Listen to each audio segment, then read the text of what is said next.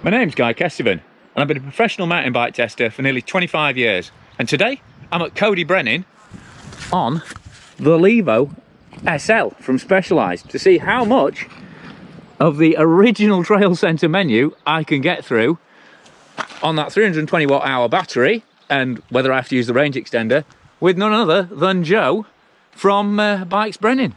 This SL with the smaller battery and the SL 1.1 motor at the Creo road bike really makes sense as a lightweight, agile trail bike for hopping and popping like this. But the one question kind of everyone is asking, how far can you actually go on one? Does having the smaller motor with less power draw out of it mean you can eke out the battery further than you might think? So, what are we dealing with this Levo SL? It's the same chassis as that Levo up ahead that Joe's riding. Well, Joe's on an alloy bike, I'm on a carbon bike, but apart from the motor mount down the bottom, this is basically this trailer's awesome. This is basically the same bike. So 150mm travel, front and rear, 455mm reach, 66 degree head angle, 74 seat. So, you know, typically for Specialized trail stuff, not that radical, but it's actually 10mm longer than the self-propelled Stumpy. And this SL, because of the smaller motor, the back end is also really nipped in tight. So 437mm chainstay length, which is actually the same as the Stump Jumper. So a little more stable up front because it's also half a degree slacker when we hit these climbs.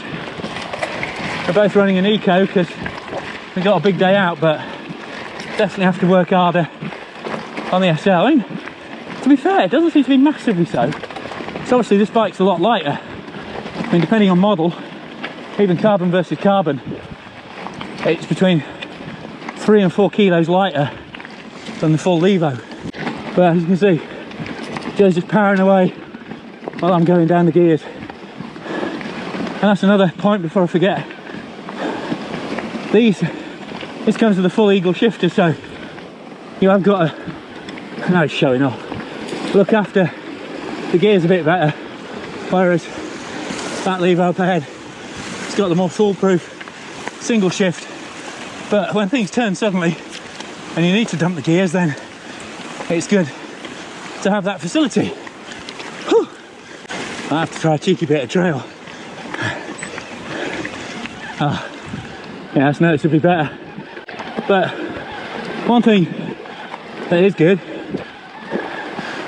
is even in eco, even though you're only dealing with 35 Newton meters of torque, 240 watt top out compared to 90 meters on the Bros in Joe's bike, it still feels like you've definitely got some resistance even in eco. And then trail is definitely a helping hand for moments like this. And if you do need a bit more punch for this section, up you go into turbo. And because the button's right there under your thumb, it's nice and easy to toggle it back down, keep saving that battery now it's leveled out. Joe's just made me feel a bit better. I confess he actually flicked it into trail for that climb, just to show me up without telling me, just swine. And there are some kit compromises in terms of sort of toughness, weight, to get that overall bike weight down. You've got 2.3 grid tyres both ends, rather than the Black Diamond on the back of Black Diamond 2.6s on the Levos. You've got a Fox 34 up front, not a Fox 36. You've got Guy brakes with a 180mm rear rotor, not Coed with a 200. But I have to say, it certainly doesn't hold it back. And interestingly, when I had it at Stainburn, it's actually the fastest bike, powered or unpowered, I've taken down the red descent line, which I have got to have ridden so many times. So that's pretty impressive. And because it's got that short back end, the agility, when you're following a local on trails like this, and you're just making it up as you go along, ooh, it is awesome. I mean, there are moments when that 34 fork is clearly getting worked right to the edge, but even then, it's actually the e-bike chassis, so same as the rhythm fork, so it's a stronger, heavier setup than the normal 34, and you're getting a grip damper which is just, even in its basic format, feels absolutely awesome on this Performance Elite fork. It just feels like a normal bike. I'm in the eco here, so I'm hustling the climbs on my own, not even aware of the motor, but then I'm not aware of it upsetting the balance, because it's a very neat package, the way the battery's built in, the motor's built in, but it's not especially low or anything like that. So reducing the mass really makes a difference with the manoeuvrability. So we're kind of top of the beast now, just about to drop down into the really fun stuff.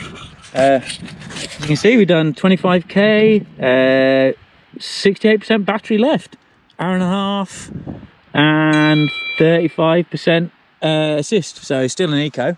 And you've done about the same on your battery, aren't you, Joe? Yeah, we're well, 3/4 left.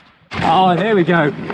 Probably my favourite section of Coedy, this. Proper old school twisty turning, and to be fair, that's exactly where this Levo SL or Levo jointry comes alive. And the fact it is, you know, quite pliable. It's not just a super stable, heavy plough. Because every moment I'm kind of like, whoa, that fork twisted, or that 28 spoke carbon front wheel, you know, got a bit out of line, or the grid tyre was a bit skinny, got a bit sketchy.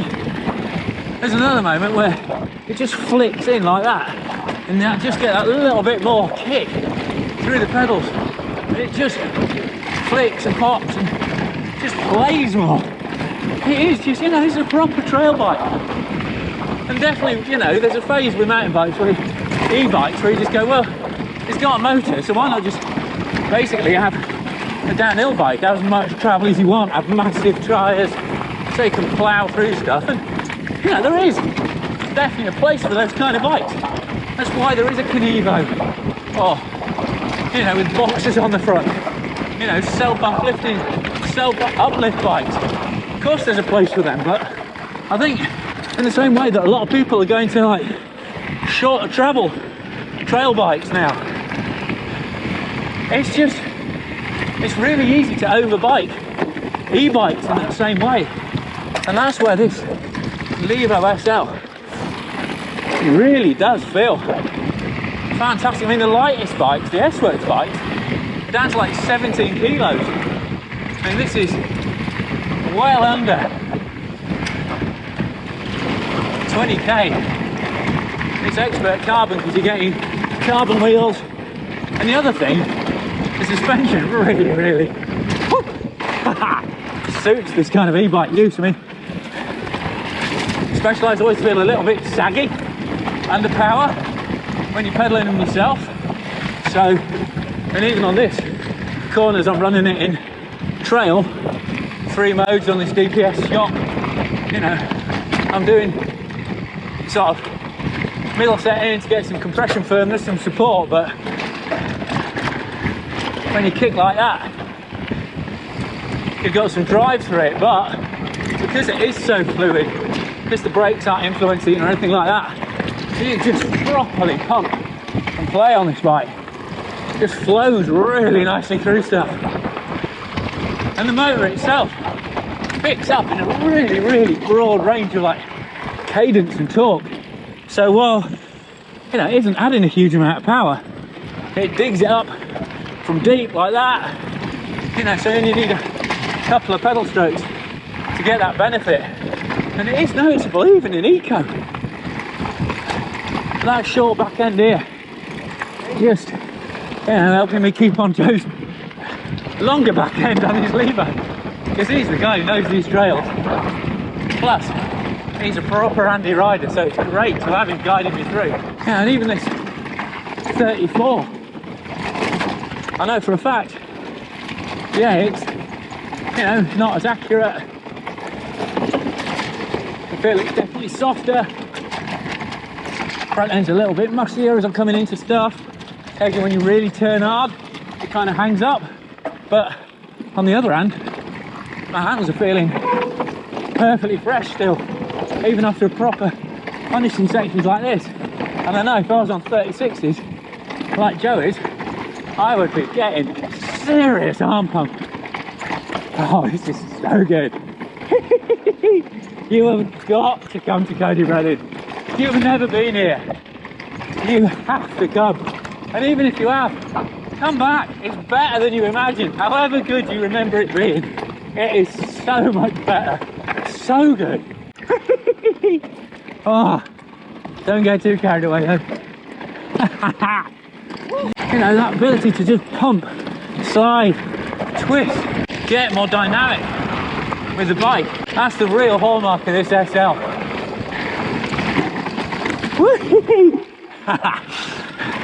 So even if you have to, you know, pull it back in line after that section, the fact it gets up there and pops around, well, that's why this bike is definitely a really valid, really, I mean, it's crazy, super enjoyable addition to the Levo range. Properly loving this, even if the numbers kind of don't make sense on the page, just makes so much sense on the trail. Okay, so back at base now. Don't know, hopefully you can see that on the screen. If not, I'll just flick it up as an indent. But yeah, 60% battery left, 36.6k of absolutely awesome rocky Coed Y Brenin finest single track in the bag. But I thought I would be grabbing the range extender now, but I think we're good. I'm going to keep it light, keep it agile, make the most of this. Not going to lie, I'm using a bit of cheeky trail now, just to keep up with Joe as we get right up on top of the slabs. And it is fairly vocal, this motor, compared to the standard Levo, which is super quiet. This is quite a noisy motor in comparison. And also, if you really dig deep, you are going to, you know, bury that 240 watt max output. Is going to get overwhelmed by your legs, so you're not going to be feeling it as much.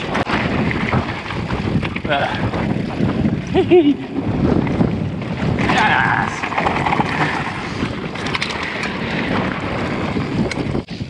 Hey, there you go. It ain't that SL. Still suck up a drop nicely, even if there is a little bit of shimmy on landing. The one thing I haven't really talked about on this bike is kind of spec levels. This one's got this AGX, Performance Elite 34 E-fork, Performance DPS with a shock, and yeah, nice and smooth, help with speed sustain across sections like this. Original, fully armoured Red Bull goodness here on pins and needles.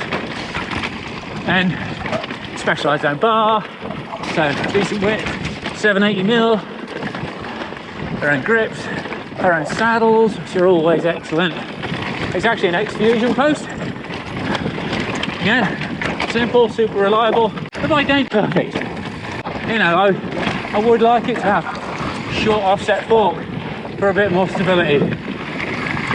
Front tyre, front end can get a bit squirrely when you really loaded them hard, or you have to turn suddenly.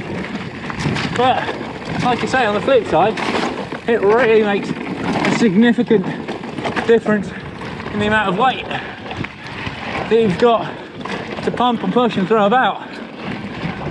And such a sorted frame, just looks so neat. And the fact the batteries enclosed makes the bike stiffer, makes it stronger. You still get the battery out, have to remove the motor, but it's not, you know, a massive deal. So it also means, you know, you're not worried about people stealing your battery. You don't have to lock it on. It doesn't come loose, as happens with other designs. It's pretty damn good value too. Certainly compared to a standard Levo. I mean, it's 250 quid more, but you're actually getting carbon wheels. So significantly lighter, more playful wheel pack. So again, just really flatters this bike. The other side of things is it's Specialized. You know, they've been doing e-bikes for a while now, so they've got the whole backup thing sorted really, really well. You know, dealers like Joe, fully on board. And that counts for a lot when you're dropping 7.5k on a bike. The fact that, you know, you're properly backed up. Okay, R74, the last section of the far side of Coed Y Brenin. Got 54k on the clock. And I'm giving it some turbo. Although, to be honest, I haven't actually pedalled yet, so you can't tell. Oh no, there you go. Oh yeah. I mean, hell, it's not exactly overwhelming power, but there's definitely a bit more, especially at lower cadence. You know, when you're just getting a couple of turns in between these rocks. Woo-hoo-hoo! Short back end slide. You just pick up a bit more speed when you're not flowing. And that's where this bike absolutely scores. It's just kind of how normal it feels. Just with a higher amount of grinning, a higher average speed, and a higher likelihood of you doing a really big ride and not suffering massively because of it. So, is there a point in a small battery, small motor, lower powered e-bike? And I have to say, after smashing out over 50k, some of the best single track in the world, and still having power left, hell yes! There's just no way I'd have ridden this much trail this quickly without this bike to help. This has been an absolutely awesome experiment with a serious successful ending, I'd say. So yeah, I mean, the really impressive thing about this whole adventure, I mean, besides how well the bike's handled and how much fun I've had, is the fact that, you know, still got 26% battery left. I'm amazed at that, you know, 3 hours 20 and 57.7k, and I think, you know, you'll know from the footage it was not an easy 57.7. We've been proper playing hard on that. So, you know, if you're wondering whether this Levo SL could put in a proper ride, hell yes. And that's before we even had the extender. So that's been the live ride review. Massive thanks to Joe from GuyKesTV Brenin. Thanks, Guy. For loaning me the demo bike and for showing me around the trails, and for, you know, put me in the hurt locker a few times, I've got to say. That's very kind. with that extra power. And big thanks to Specialized for sponsoring the video as well. Massive thanks to them for kit of one mile testing, and also Camelback, and Dexel socks were in there as well. But massive thanks to you guys for watching. Thanks to my Patreon supporters for supporting the channel. And if you like what I'm doing, please consider sponsoring me on Patreon as well.